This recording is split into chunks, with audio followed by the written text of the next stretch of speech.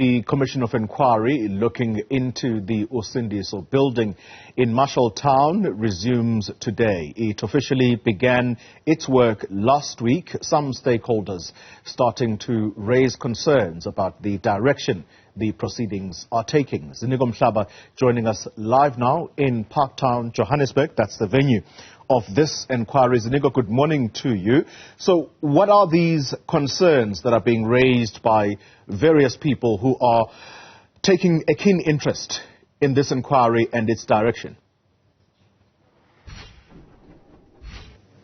Well, Xoli, that concern was raised by Seri. You remember that when that fire broke out with 77 people losing their lives, Seri was accused of protecting those people, especially those who were coming from other countries illegally.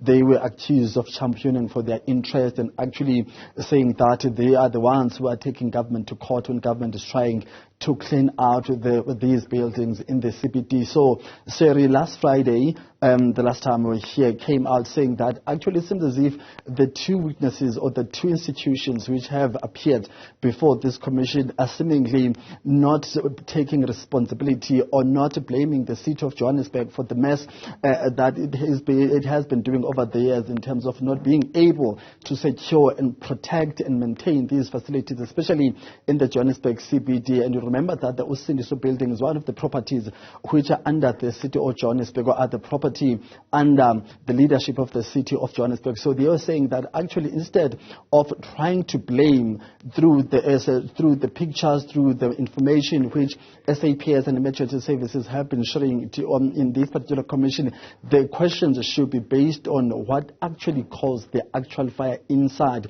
that facility, not necessarily what residents did or did not do before and after the fire. So you remember that the first 2 days for the emergency services were describing the state of that particular facility, but also now the SAPS, South African Police Service, came through as well on the last half of the day on Friday, also seemingly confirming the reports which were tabled in this particular commission by emergency services, alluding to the fact that in terms of the remake or the reshaping or repurposing of that facility, it was very difficult for any form of assistance to be readily available for people who are trapped inside when that fire broke out. So several saying that actually, guys, we don't even see the witnesses here. They're not here to hear for themselves. They're not here to share their experiences.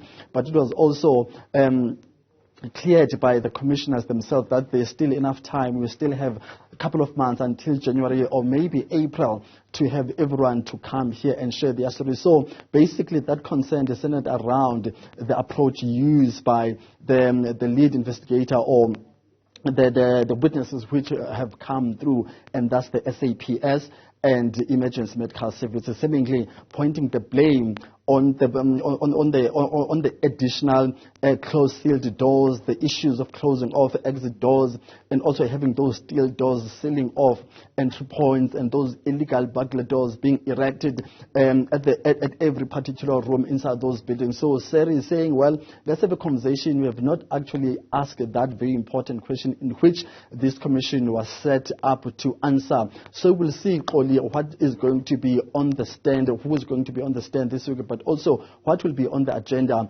on this particular commission for the rest of the week. Remember, the first 2 days it was emergency services, basically the first respondents to the scene. So we'll see who will come up next after those two institutions. But I can tell you right now, as far as the cross-examinations, we're expecting fireworks, because the lawyers expecting or representing the families and the city of Johannesburg are ready. They are saying that we do have questions, but we just had to let emergency services and SAPS table their initial reports so that we are able then to ask the necessary questions we have as the other stakeholders in this particular commission. So that's on the agenda today and the rest of the week. All right. Ziniko Mhlaba, live for us there at the Commission of Inquiry looking into the Marshalltown.